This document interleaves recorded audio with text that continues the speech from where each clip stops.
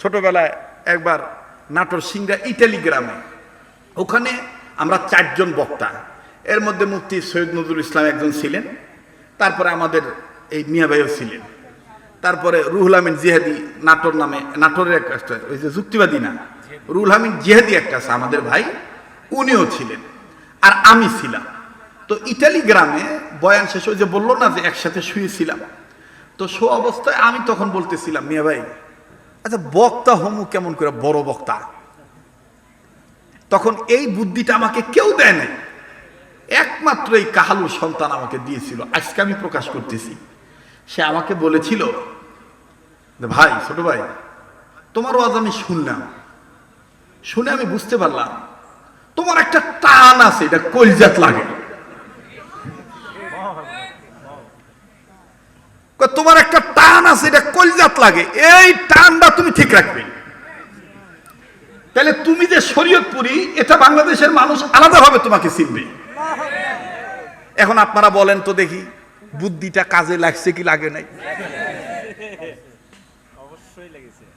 বলেন লাগছে কি লাগে নাই? এজন্যই মুরব্বীরা বলে সোরার বুদ্ধি গলাত আর বুড়ার বুদ্ধি তলাত। সোরার বুদ্ধি কুড়িবা গলাত আর বুড়ার বুদ্ধি তলাত। মুরব্বীদের একটা অভিজ্ঞতা আলাদা, ঠিক না? মাশাআল্লাহ, আমাদের মুফতি মাওলানা বজলুল হোসেন সাহেব, উনি তো একাধিকবার মরহুম মাওলানা দেলোয়ার হোসেন সাইদি রহমতুল্লাহ আলাইহির এক প্যান্ডেলে বয়ান করছেন। আর আমার জীবদ্দশা আমি 2 বার করছি, একবার হলো বিরামপুর ডিগ্রি কলেজ মাঠ দিনাজপুর, আর একবার হলো দিনাজপুরের আরেকটা থানা হাকিমপুর হিলি বর্ডারের কাছাকাছি। এই 2টা জায়গায় আমি বয়ান করেছিলাম।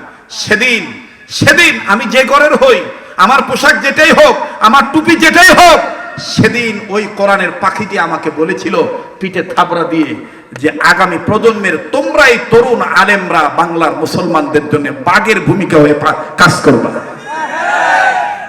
সেই দোয়াটা কি বিফলে গেছে? বলেন দোয়াটা বিফলে গেছে? আপনাদের পায়ে হাত দিয়ে বলবো দলাদলি করবেন না। কার টুপি কেমন, কার জুব্বা কেমন, এগুলো দেখবেন না। কাঁধে কাঁধ মিলিয়ে অনৈক্য দূর করে ঐক্যের প্ল্যাটফর্মে আসেন। খোদার কসম, রামবাম চ্যাটার্জি মুখার্জির দুঃসাহস হবে না, কোন সাহস হবে না আমাদের ওলামায়ে কেরামদের দিকে আঙ্গুল উঁচু করে কথা বলা। এখনো যারা কাদা ছুরাছুরি করবে, এখনো যারা ডিভাইডেড করবে, বুঝে নেবেন এরাই মির্জাফর। বিগত বছরগুলোতে যারা এক হইতে দেয় নাই, এরাই এখন সুকৌশলে আমাদের ঐক্যবদ্ধ প্ল্যাটফর্ম পছন্দ করে না। কষ্ট হচ্ছে নাকি আপনাদের? হযরত আবু যর গিফারি রাদিয়াল্লাহু তাআলা আনহু বলতেছেন, হযরত আপনার এই বুদ্ধিমত্তার পরিচয় আমাকে বলে দিয়েছে, আপনি শুধু আসাদুল্লাহিল গালিব না, আপনি একজন আলেম, আপনি একজন জ্ঞানী মানুষ। মুসলমান ভাইরা আমার বন্ধু, ইতিমধ্যেই আবু জাহেল আবার মাইক বের করে দিয়েছে, ভাইয়া চলে যাস না রে ভাই, 2-1 জন ওঠাউটি করতেছ দেখতেছি, সবাই না, আপনারা আবার মন খারাপ করেন না। আমি জোর করে বলবো, পায়ে হাত দিয়ে বলবো বসে থাকো, এই পাগলের সাথে দোয়া কইরা যাইও। এই পাগলের সাথে দোয়া করলে তুমি ঠকবা না, এই চেহারাটার দিকে তাকাইলে তুমি ঠকবা না।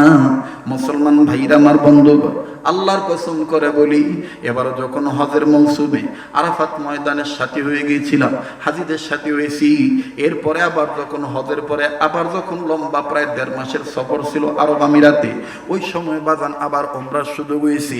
আল্লাহর কসম করে বলি বাজান, কাবা ধরার সুযোগ আল্লাহ করে দিয়েছেন। এক কর্নারে যাইয়া কাবা ধরে আপনাদের জন্য চোখের পানি ছেড়ে কেঁদেছি, আর আল্লাহকে বলেছি, আল্লাহ দেশ বিদেশে গ্রামগঞ্জে শহর বন্দরে ছোট বড় মাহফিলে মসজিদ মাদ্রাসাতে যেখানে যে ময়দানে তোমার এই গোলামের নাম শুনে তোমার বান্দা বান্দিরা হাজির হবে, ও আল্লাহ তোমার এই গোলামের চেহারার দিকে যারা তাকাবে, তারা যখন মাহফিল শেষে আমার সাথে দোয়ায় হাত তুলবে, আল্লাহ তোমার ভান্ডারে কোনো কিছুর অভাব নাই। মাবুদ গো, আমি কাবা ধরা লোকটা তোমার দরবারে বলতেছি, আমার ওই ভাই বাবা ধনী গরিব যারাই আসবে ছোট বড়, প্রত্যেকের মনের আশা নেক আশা তুমি পূরণ করে দিও। কাছেই বাদান আমার দিল বলে আজকের দোয়া আল্লাহ ফিরে দিবি না।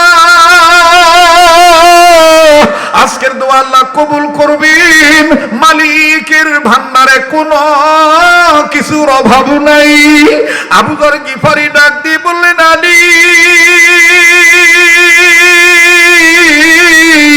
পাথর হাতে নিয়ে সামনে চলো, জলদি করে রওনা দেই চলি। আরে আলী চলো চলো সামনে যাও। কোন দিকে? মুহাম্মদ নবীর বাড়ি। তুমি শুধু পাথর মাইর আমারে দেখায় দিবা। হযরত আলী রাদিয়াল্লাহু তাআলা এবার সামনে সামনে যায়, আগে আগে যায়। আর আবু যর গিফারি রাদিয়াল্লাহু তাআলা পিছে পিছে হযরত আলীকে ফলো করতেছেন।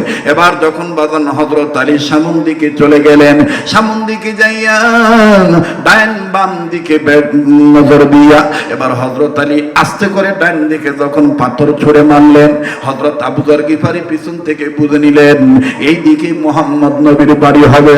ওই দিক দিয়া মাইকিং করতেছে আবু জাহেলের পক্ষ থেকে, মুহাম্মদের চেহারা কেউ দেখবা না, মুহাম্মদ একটা বাজে লোক, মুহাম্মদের চেহারা দেখবা না, মুহাম্মদ একটা পাগল লোক, মুহাম্মদের কাছে কেউ যাইবা না। এই দিক দিয়ে আবু যর গিফারি যখন হযরত আলীর পাথর মারা দেখলেন, আমার বন্ধুগণ দিক নির্ণয় করে উনি বুঝে ফেললেন এই দিকে মুহাম্মদ নবীর বাড়ি। হযরত আলী চলে গেলেন। এবার আবু যর গিফারি চলে গেলেন গলির ভিতরে তাড়াতাড়ি, একেবারে যাইয়া খুঁজে পাইলেন মুহাম্মদ নবীর বাড়ি।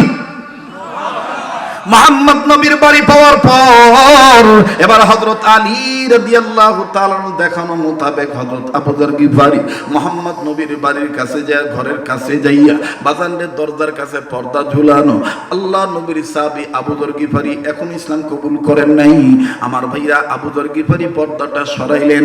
পর্দাটা সরানোর পর আবু যর গিফারি ডাইরেক্ট নবী মুহাম্মদের চেহারার দিকে তাকাইলেন।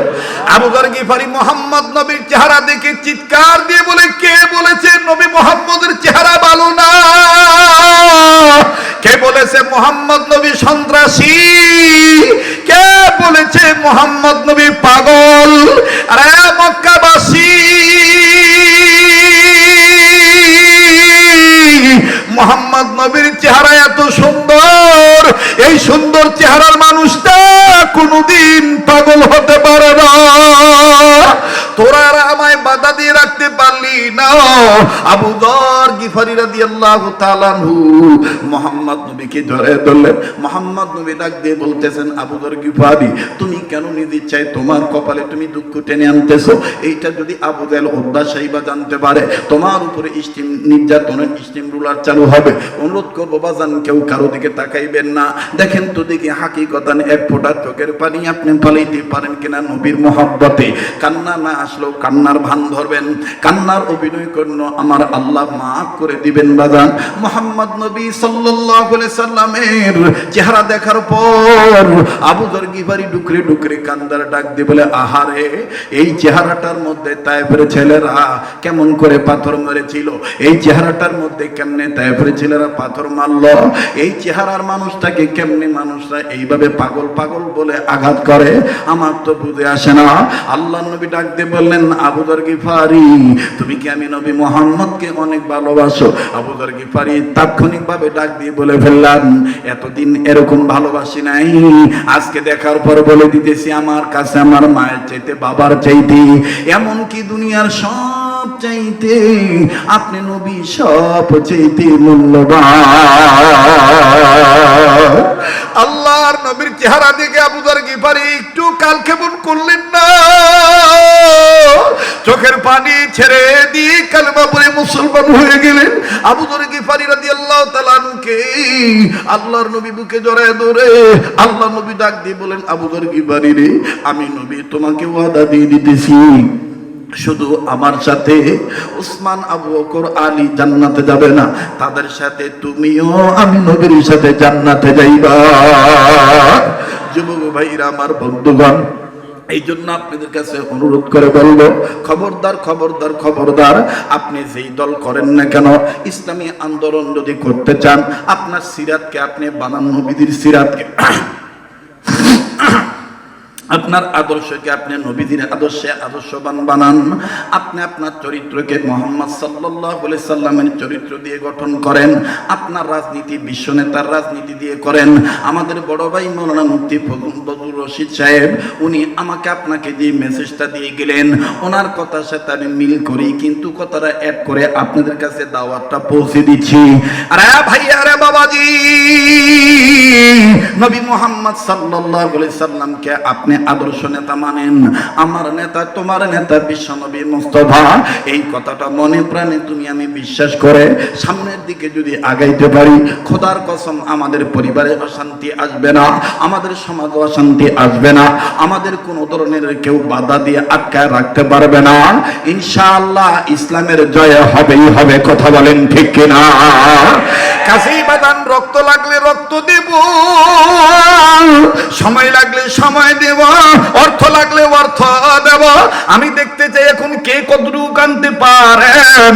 ওরে আমার যুবক ভাইরা, এতক্ষণ সাহাবা একরামদের বয়ান শুনেছেন, এখন আমি আপনাদের কাছে বলতে চাই, এইখানে ইমাম শাফির অনুসারী থাকতে পারেন, এই জায়গায় ইমাম আহমদ ইবনে হাম্বলের অনুসারী থাকতে পারেন। কান লাগান, দিলের কান লাগান বাদান। অল্প সময়ের মধ্যে আমি কথা ফিনিশিং দিয়ে দোয়া করে বিদায় হয়ে যাব। এই জায়গায় বাদান ইমাম মালিক রাহমাতুল্লাহ অনুসারী হইতে পারেন। এই জায়গায় আমি আপনি কেউ ইমাম আজম আবু হানিফা রাহমাতুল্লাহ অনুসারী হতে পারি। যারা মাযহাব মানি, আমার বন্ধুগণ, পৃথিবীতে আসলেই তো মাযহাব হলো চারটা। কথা বলেন কয়টা?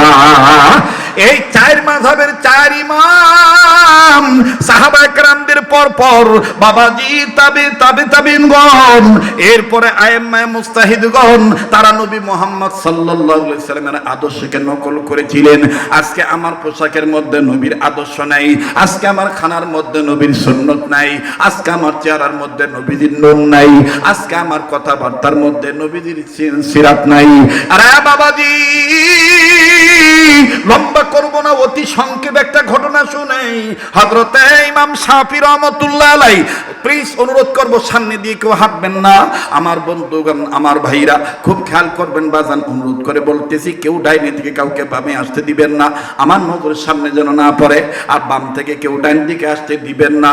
একটু খেয়াল করবেন বাবা, ওলি আল্লাহ হয়ে যাবেন। একটু তাকান, আমার দিক তাকান, দিলের কান লাগায় কথাগুলো শোনেন।